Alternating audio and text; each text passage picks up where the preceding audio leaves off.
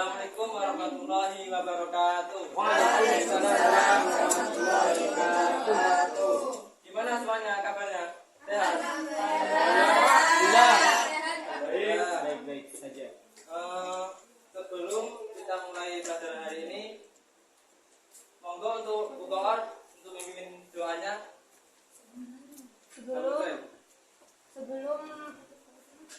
pembelajaran kita mulai, alangkah baiknya kita berdoa terlebih dahulu. Berdoa dimulai.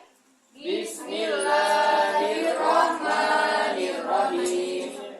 Raditu billahi rabba wa bil islami dina wa bi Muhammadin nabiyyan wa rasula. Rabbi zidni ilma warzuqni fahma. Amin ya rabbal alamin. Berdoa selesai. Gimana semuanya? Apakah sudah siap semua untuk belajar hari ini? Kalau sudah siap, untuk bukunya, pulpennya, monggo dikeluarkan dulu. Sudah Pak. Ini di sini kita akan belajar tentang mengenai sholat jamaah dan qadha. Apakah ada yang tahu sholat jamaah itu apa? Tidak tahu, Pak. Salat yang digabungkan. Jamaah yaitu secara istilah menggabungkan.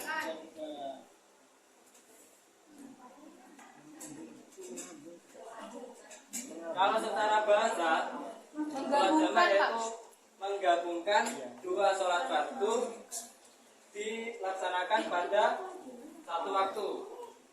Contohnya sholat zuhur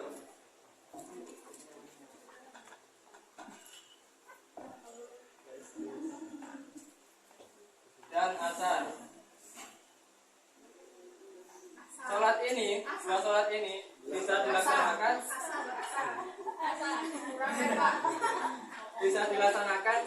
pada satu waktu. Maksudnya bisa dilaksanakan pada waktu zuhur dan bisa dilaksanakan pada waktu asar.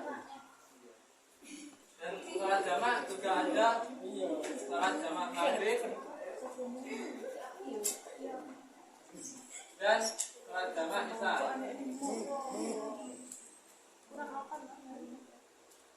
Nah, di sini sholat jamaah sudah ada pasangannya masing-masing. Sholat zuhur pasangannya dengan asar. Kalau sholat maghrib pasangannya dengan isya. Nah, di sini tidak boleh mau sholat jamaah maghrib dilakukannya dengan sholat asar. Nah, ini tidak boleh. Jadi sudah ada pasangannya masing-masing. Apakah masih ada yang belum paham? Paham ya? Sholat jamaah ini hukumnya yaitu mubah atau boleh dilakukan ketika ada syarat-syarat tertentu. Di sini ada syarat-syaratnya sholat jamaah.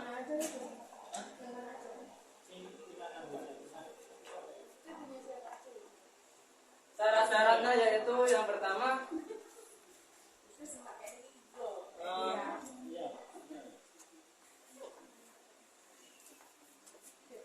harus musafir.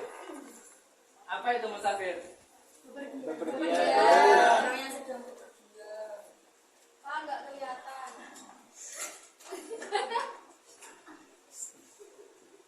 Yang kedua yaitu jarak. Apakah ada yang tahu jaraknya berapa? 81 km. Kalau untuk bagi anak Banyuwangi ya, kalau semisal mau pulang ke Banyuwangi dari Jember, itu dari Jember mencapai jarak 81 km jika jalan dari sampai Genteng lah itu. Terus kemudian perjalanan itu tidak boleh dalam tujuan maksiat.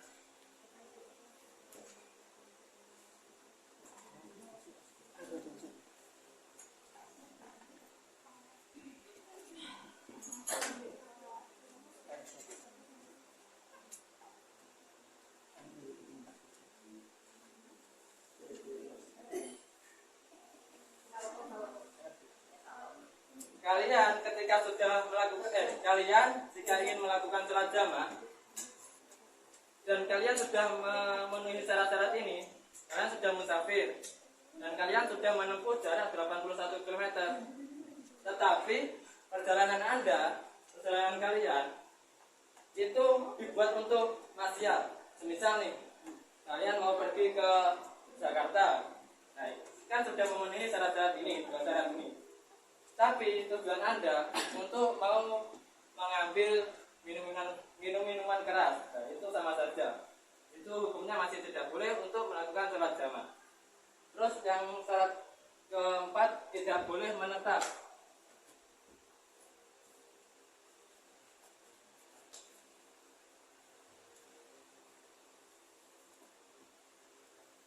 Tidak boleh menetap itu maksudnya gimana? Yaitu ketika kalian mau pergi ya dari Banyuwangi ke Jombang dah. Tapi kalian itu mampir dahulu ke Jember selama 3 hari gitu. Itu tidak boleh melakukan sholat jamaah di Jember itu, meskipun kalian masih dalam keadaan musafir. Dan syarat yang terakhir yaitu dalam keadaan khawatir.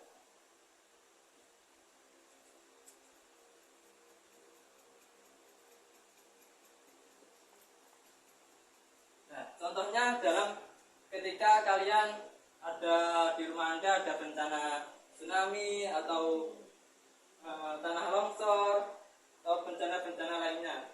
Nah, itu gak apa-apa kalian melakukan sholat jamaah ini. Gimana? Apa ada yang masih belum paham? Paham ya? Kemudian macam-macam sholat jamaah.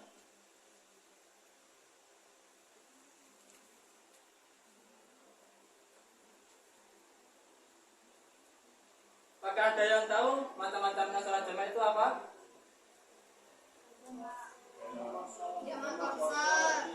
Macam-macam sholat jamaah. Jamaah takbir dan jamaah takdim. Ya, iya. Jamaah takdim.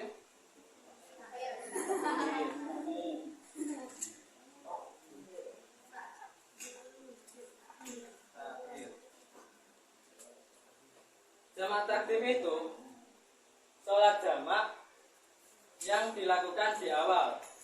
Kalau sholat jamaah takhir yang dilakukan di akhir. Maksudnya gimana? Nah, ketika kalian mau melakukan sholat jamaah zuhur dan asar. Kalau kalian mau melakukan sholat jamaah takhir, berarti melakukannya di waktu sholat zuhur. Kalau mau melakukan sholat jamaah takhir, dilakukannya di waktu asar. Begitupun juga mau melakukan sholat maghrib dan isya, jamaah takhir di maghrib, jamaah takhir di isya. Terus selanjutnya qasar. Yang qasar. Apakah ada yang tahu qasar itu apa? Ringkas. Secara istilah, qasar itu ialah meringkas. Kalau secara bahasa, yaitu meringkas 2 sholat fardu yang semula 4 rakaat menjadi 2 rakaat. Contoh ya, sholat zuhur dan asar.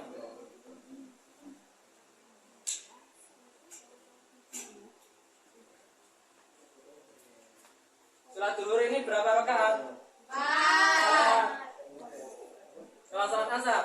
4. Maksudnya di qasar itu gimana? Ini kan jumlahnya 4 rakaat. Sesuai dengan pengertiannya. Sholat qasar ialah meringkas sholat yang mulanya 4 rakaat menjadi 2 rakaat. Jadi kalau sholat zuhur di qasar, yang 4 ini menjadi 2. Sholat asar menjadi 2. Kemudian sholat maghrib dan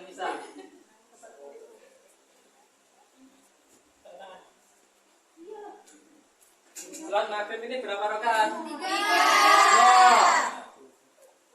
Sholat isya berapa rakaat? 4. Sholat maghrib bisa dikosor nggak? Bisa. Apa ayo? Kenapa nggak bisa dikosor? Nanti kalau dikosor jadinya cuma 1,5 Pak. Karena ganjil. Ya, di sini tetap 3 ya, nggak bisa dikosor. Kalau sholat isya? Bisa. Berarti 2. Dari sini semua apa? Dari penjelasan sini dari penjelasan ini, apakah ada yang masih belum paham? Mana? Monggo disimak dan dicatat sekiranya penting nanti bisa dipelajari dulu.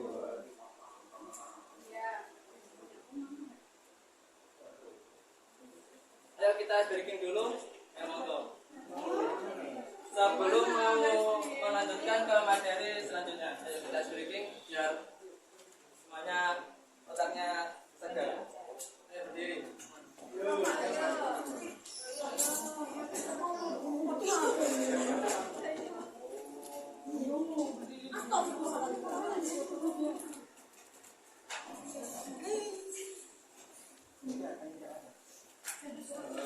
Nanti kalau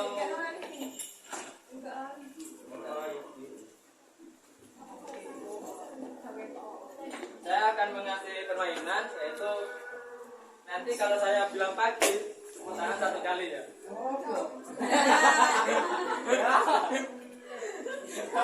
Ya, kalau tepuk tangan 1 kali, 3 kali. Kalau sekian, 3 kali. Iya, kalau saya bilang pagi itu tepuk tangan 1 kali ya. Kalau bilang siang 2 kali. Kalau saya bilang malam itu gini setengah, nggak boleh tepuk tangan ya. Nanti kalau ada yang salah, saya kasih pertanyaan. Sudah siap semua? Siap. Pagi, siang, malam, pagi, siang, pagi. Oh, nggak ada yang salah ya?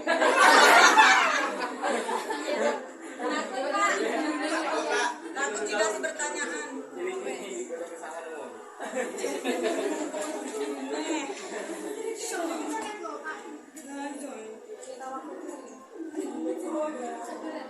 Karena dalam permainan ini tidak ada yang salah ya. Ya, Pak. Jadi saya akan mengasih pertanyaan untuk semuanya. Bagi yang mau menjawab nanti akan dapat dapat hadiah dari saya. Nanti tapi ya.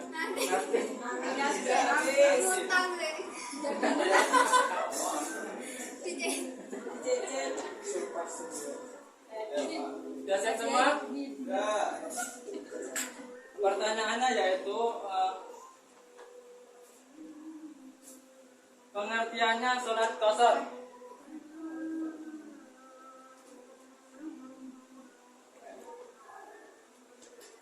Ringkas, Pak.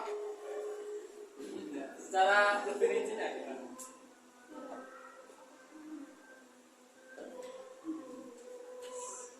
Gimana? Nggak ada yang bisa jawab nih? Ya, Mas Kosofi. Kemudian sholat qashar adalah meringkas rakaat sholat yang mempunyai rakaat 4 menjadi 2. Ya, baik. Terima kasih ya. Ya, benar.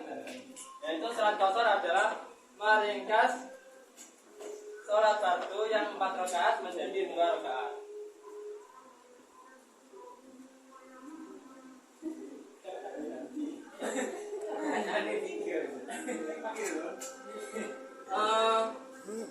Kita mau bagi kelompok ya, dua kelompok. Nanti di sini kan kita menjelaskan belajar mengenai sholat jamaah, terus syarat-syaratnya, dan macam-macamnya. Dan tata cara sholat jamak qasar. Nah, di sini kan saya belum menjelaskan tata caranya sholat jamak dan qasar. Nah, saya mau bagi kelompok untuk kalian menjadi 2 kelompok. Yang kelompok pertama diskusi tentang tata cara sholat jamak qasar dilakukan dengan jamak takdim, dan kelompok 2 dilakukan dengan jamak takdim. Jadi bagian ini diskusi.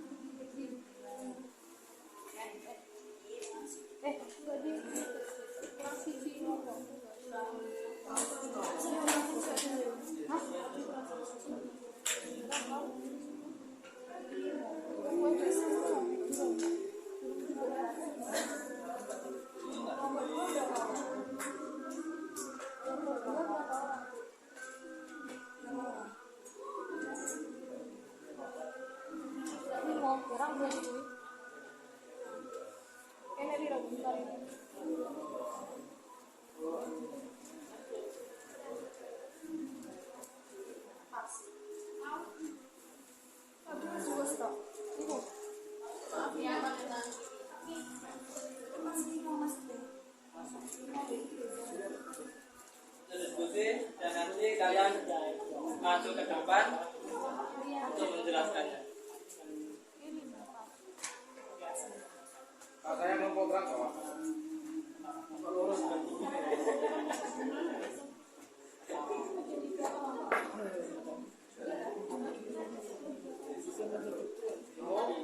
Tata cara iya sholat jamak dan qasar yang ditakdim yang jamak takdim.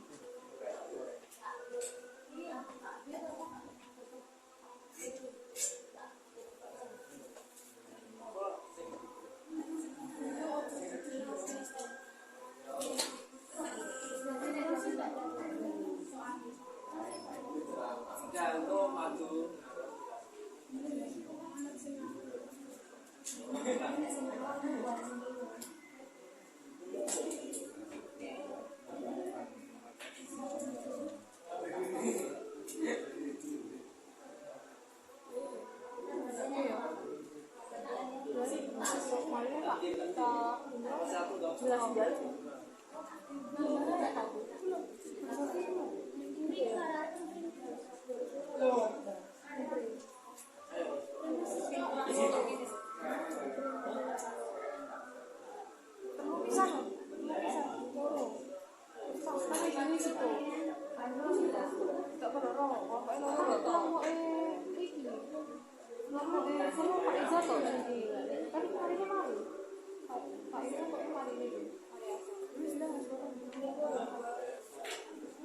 Gak usah mati guys.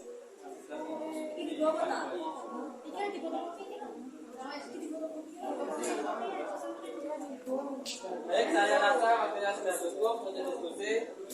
Ayo, kelompok 1 jelaskan terlebih dahulu. Tata cara pelaksanaan sholat jamak takdim. Yang pertama, kita terlebih dahulu membaca niat. Niatnya, usolli fardhu dhuhri rakaataini qasran majmu'an ilaihil asri jam'an taqdiman lillahi ta'ala.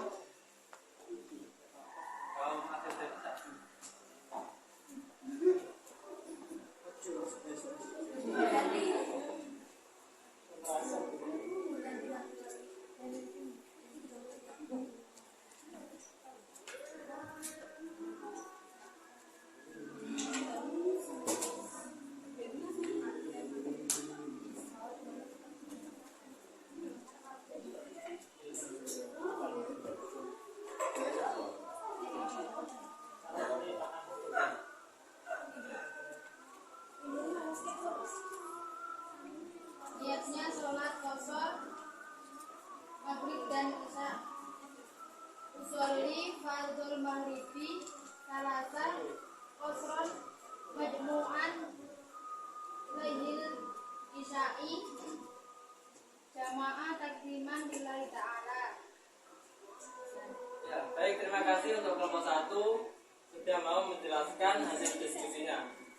Selanjutnya untuk kelompok 2 menjelaskan tentang tata cara sholat jamaah takhir.